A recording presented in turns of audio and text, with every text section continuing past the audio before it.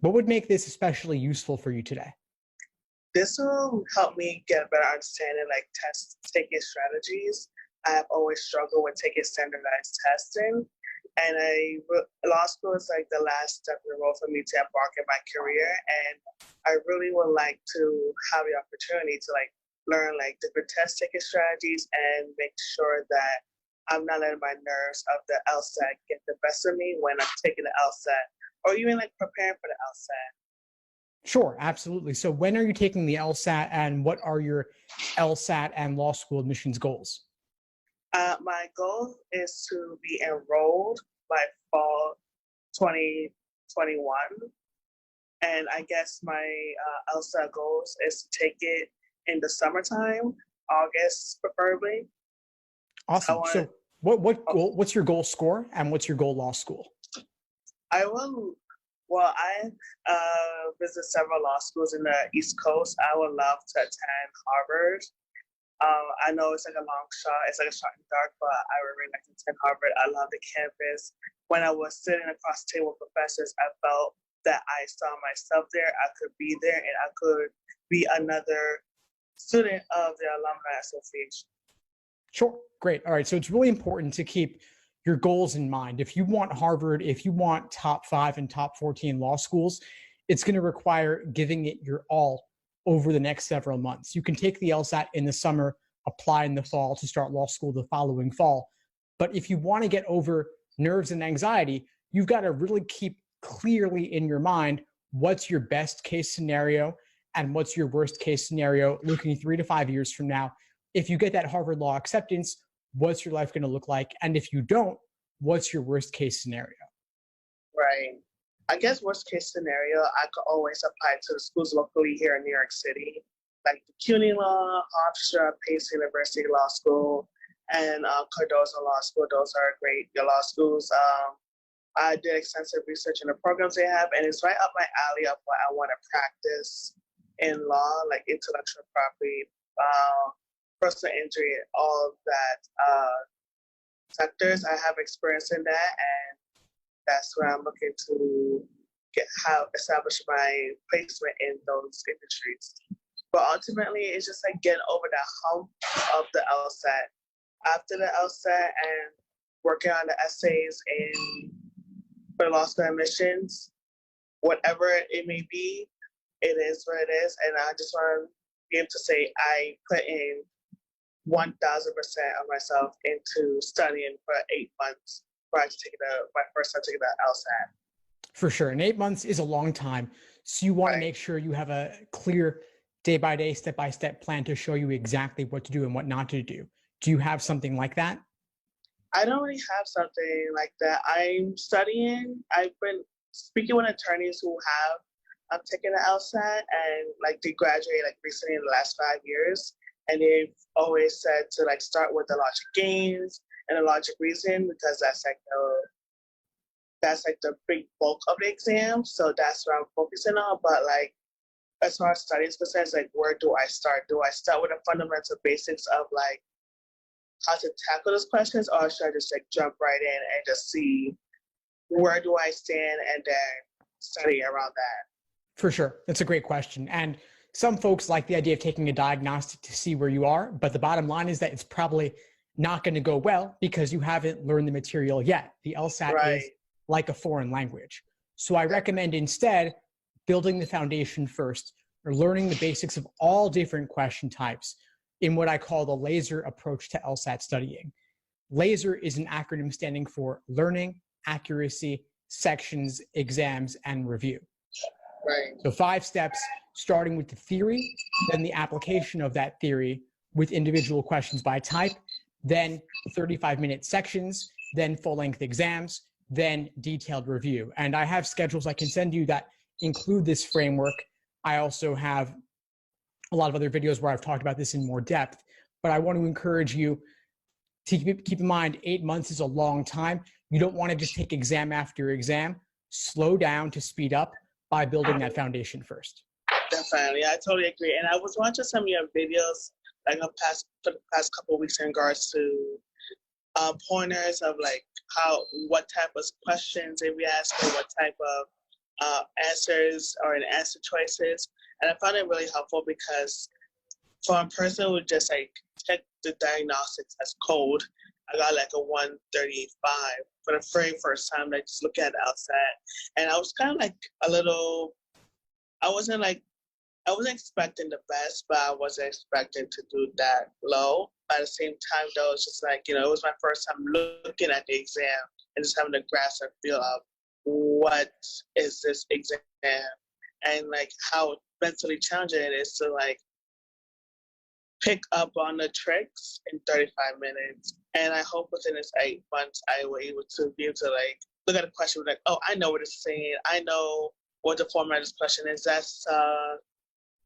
This is for the logical games. Like, oh, I know what strategy to use to answer this question. What strategy to answer this question.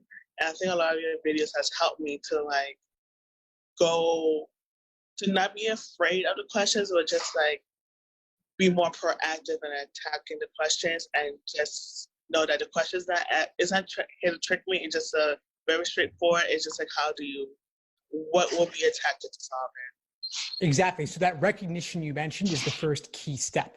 Knowing which question type you're dealing with before you apply the appropriate strategy. And so forgetting about timing for now, just slowing down and analyzing the questions enough that you can recognize a new question type when you see it and relate it back to those you've done previously, apply the strategy, then the speed will come with time. With that being said, like I noticing that my learning style is to like diagrams by doing and by trying to like memorize tricks. But like when I sit down with the book by myself, I'm overwhelmed because it's like all these words and all this like broken down information. It's like, wow, how am I gonna memorize 350 pages of information for this exam? So that's like where my I guess my anxiety for the LSAT is coming from. It's like, okay, I have the material now. How can I execute it with the studying? I totally hear what you're saying. The textbooks can be overwhelming, and collectively, they're more than 1,000 pages. You can't possibly memorize everything in those books. And so I'd recommend don't really try to. Focus on theory, then application. And if the books are overwhelming, put them aside. Instead, use videos. Instead, use bite-sized articles and guides that boil it down like my resources do. I take the opposite approach from the textbooks. I try to think, how could I distill these concepts down to as few words as possible into a 500-word or maybe 1,000-word at most article? And I leave it concise. I leave it at that. I say, read this, then just go out and attack the questions. Use explanations if you need to, and then move on. Right. And one of the questions I have is that I was looking at the videos and the past previous students of yours, or maybe current student of yours, have said that, oh yes, your videos, they have really helped with like consolidating into like a little 5 to 6 PowerPoint presentation, because like honestly, like reading the book, I just get so like agitated. So I'm just like, you know what, let me just look at the videos. Let me just digest what you're saying and just hopefully it will sink in.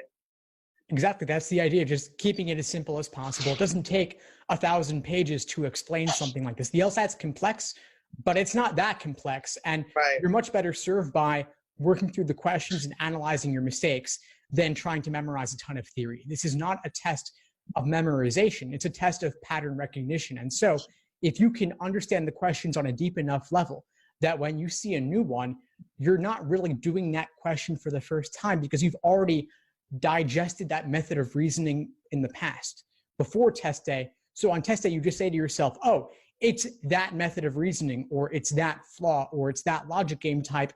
I just do X, Y, Z, and it works. So boiling it down to a system, that's my goal for my students with my resources. Oh, you just said a keyword I was just like trying to get out.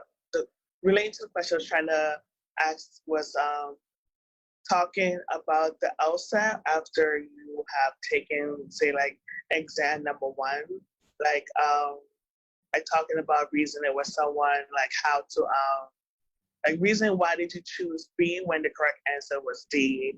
And like just going through that thought process, like with your classes, are there like sessions where it's like we got to have those discussions, like, well, why did you choose B? What was your thought process of choosing B? Because like really and truly, like, yes, you could go through the LSAT, or go review what you have done, but also it's like, do you understand why D is the answer rather to B? Exactly. That's a big focus of my one-on-one coaching, where I'll say to my students, bring me the 3 to 5 hardest LSAT problems you've recently encountered, and we'll go through them in excruciating detail. And we will not leave the question aside until you thoroughly understand it and you're able to articulate your reasoning in your own words. So those tempting wrong answers, those discouraging right answers, we talk about all of that. Right, because like when the answer key comes back and it says the answer is A because this and this, is like it's like test takers jargon, because it's just like, well, I'm sure 50 percentile of the kids that took this question has that same answer. So it's just like, well, how could, just like going over like in simplistic terms, like, okay, is this answer because the following method applies.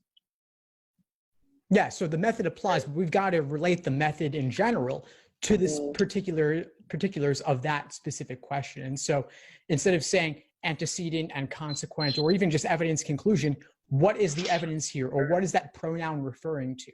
Or how could we have connected the pronoun to its subject more quickly? Right. And going to like applying for law school, fast forward, take the LSAT, I may get the score that I would desire. What would be like the next subsequent step, like for within this course? Like, yes, it's LSAT preparation, but like, what about making your application like a strong candidate? You got like the perfect score, but like, also application is an essential part of applying for law school. Certainly, yeah. So aside from the LSAT score and GPA, which are the most important factors, you still have all the other parts of the application: the personal statement, diversity statement, potentially optional essays and addenda, character and fitness statement, resume. And so you've got plenty of time. I wouldn't worry about those yet.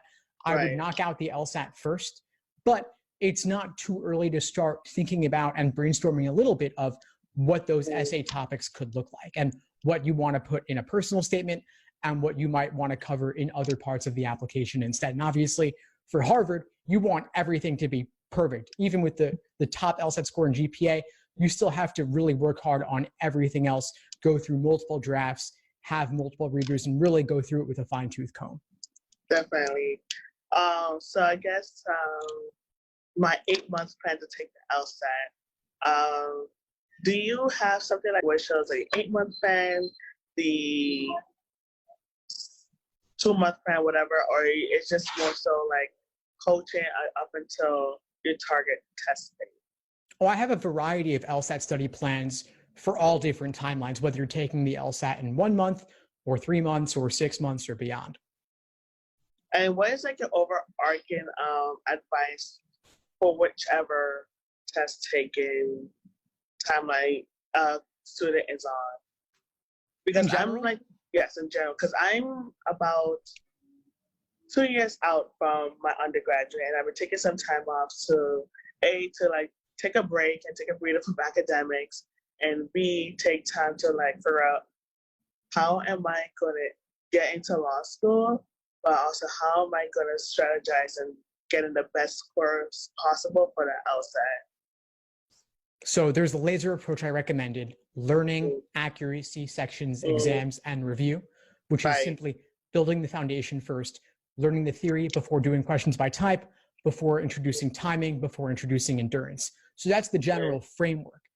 Given that you're out of school a couple of years, it's obviously with more competing obligations as one gets older, you got to find a ways to balance the time. And so blocking off time in your schedule, getting support from friends and family to understand when you need to take half a day or a full day to do nothing but studying and simply block off that time to make it happen, I'd say is really the most important thing. Definitely. Thank you so much. I greatly appreciate all your advice. I do look forward to working with you in the future and getting the best possible outcome for my desires. And if Harvard is for me, it will be. If it's not, then I'll be more than happy to explore other options. Great, Robin. Well, it was great to connect with you. Before we sign off, what would you say is the biggest insight you got from our call today? The biggest insight is your laser technique, because it seems like when I was studying for LSAT, it was just more so like just practice questions, just practice.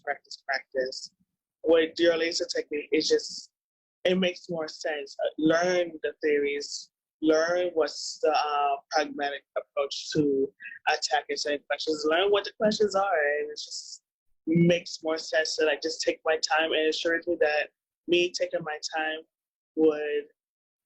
there's no easy road to get whatever I want out of this, but what you have said just like solidified my approach, and I'm going to end this call more patient with myself, because I know that, okay, I'm 2 years out. I'm going to get this on my own pace. And if I have to go through these pinpoints one by one, step by step, then that's what I'll do.